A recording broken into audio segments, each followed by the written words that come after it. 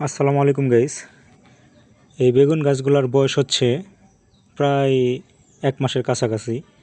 তো এগুলো হচ্ছে আমাদের দেশি জাতের বেগুন। গোল জাতেরও আছে, আবার লম্বা জাতেরও আছে, সাদা বেগুনের চারা। তো এগুলো আমি এই ছোট ছোট প্লাস্টিকের 4 কাপে এগুলো লাগাইছিলাম, মানে বীজ ফেলেছিলাম। তো সেই বীজ থেকে কিন্তু এই চারাগুলো হয়েছে। তো যেহেতু চারাগুলো ম্যাচিউর হয়েছে, তো একটা চারা আমি এখন টবে লাগিয়ে দেখব, হ্যাঁ, যে এই বয়সের চারাগুলো যদি টবে লাগাই তো এগুলো সারভাইভ করতে পারবে কিনা এবং গ্রো করতে পারবে কিনা। হ্যাঁ, যদি একটা লাগাই দেখবো, যদি গ্রো করে তো সবগুলো চারাই লাগিয়ে দিব, আর যদি না করে তো আরেকটু ম্যাচিউরড হলে পরে এই চারাগুলো লাগাইবো। অবশ্য এদিক দিয়ে এই যে শেকড় দেখা যাচ্ছে, এই যে শেকড়, হ্যাঁ, পর্যাপ্ত পরিমাণে শেকড় হয়েছে। আমার মন বলছে যে এখন গাছগুলা লাগালে অবশ্যই হবে। তো অবশ্যই দেখি, একটা ট্রাই করে দেখি, টবে এখন লাগাবো। তো চলুন দেখি। তো এই টবটা দেখতে পাচ্ছেন, এটা হচ্ছে 8 ইঞ্চি একটা টব। হ্যাঁ, তো এই টবে আমি এই ছোট বেগুন চারাটা লাগাবো। আর এই মাটিগুলো দেখতে পাচ্ছেন, এই মাটিগুলো আমি 1 সপ্তাহ আগে প্রস্তুত করে রাখছি। ভার্মি কম্পোস্ট, জৈব সার, কেঁচো সার, তারপরে কীটনাশক মুক্ত, যেগুলো কেঁচো, তারপরে বিভিন্ন ধরনের কীটনাশক থাকে, এইগুলো মুক্ত একটা পাউডার দিয়েছি। তো সব মিলিয়েই আমি এই মাটিগুলো প্রস্তুত করে রাখছি। তো এখন এই টবে কিন্তু এখন আমি গাছ লাগাই দিব। তো এই চারাটা আমি আজকে এই টবে লাগাবো। তো দেখি সার্ভাইভ করতে পারি কি না।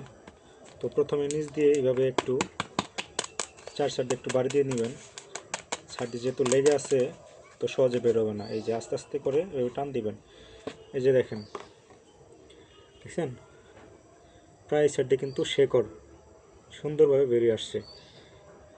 এটা আরও যদি বড় রাখতে চাই তো বড় রাখতে পারবো, কোনো সমস্যা নেই।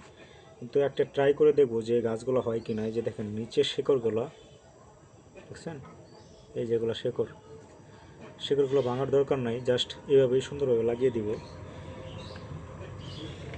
মাটিটা আমার প্রথমে তৈরি করাই ছিল।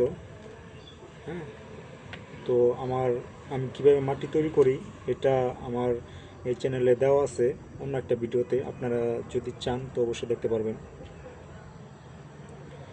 তো মাঝখানে একটু গর্ত করে নিলাম, গর্ত করে নিয়ে তো এই গর্তের মাঝখানে এভাবে সুন্দরভাবে বসিয়ে দিব। বসিয়ে দেওয়ার পর সুন্দরভাবে হালকা করে চাপ দিব। এই যে মাটিগুলো একটু হালকা ছেড়ে হালকা চাপ দিব।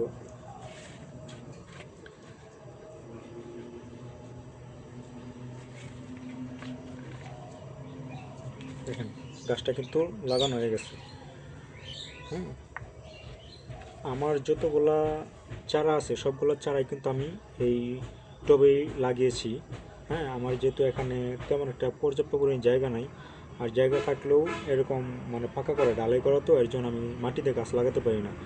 এর জন্য এই যে আমার পিছনে যতগুলো গাছ দেখতেছেন সবগুলোই কিন্তু টবে লাগানো। এর জন্য আমি টব বলতে এগুলো বালতির ভিতরে এগুলো মানে ভালো হয়। হ্যাঁ, আর বালতি ছাড়া অন্য কিছু নিতে গেলে কিন্তু দামেও অনেক দাম পড়ে যায়। এর জন্য আমি টবগুলো বেছে নিছি যাতে খরচ কম হয়। হ্যাঁ, তো এটাতে একটু পানি দিয়ে দিব। এই যে 4 সাইড দিয়ে এভাবে পানিগুলো ছিটিয়ে দিব।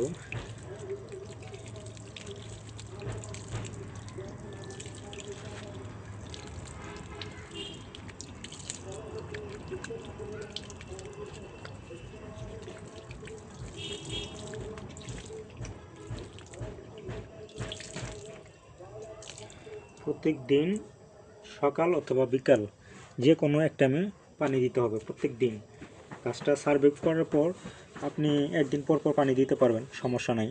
তো গাছটা দেখেন, এখন এই যে গাছটা লাগাইলাম, বুঝছেন, এই গাছটা আমার নিজের হাতে লাগানো। হ্যাঁ, এই গাছটা লাগালাম তো ভিতরে কিন্তু অনুভূতি অন্যরকম কাজ করতেছে। তো আপনারা যারা এভাবে গাছ লাগাতে চান অবশ্যই লাগাতে পারবেন। হ্যাঁ, প্রকৃতির সাথে কাজ করতে মাশাআল্লাহ আমার অনেক ভালোই লাগে। আপনাদের কেমন লাগে জানি না, তবে যদি এসব কিছু ভিডিও আপনাদের ভালো লাগে, যদি বেশি বেশি ভিডিও পেতে চান অবশ্যই চ্যানেলটি সাবস্ক্রাইব করে দিবেন। ধন্যবাদ সবাইকে।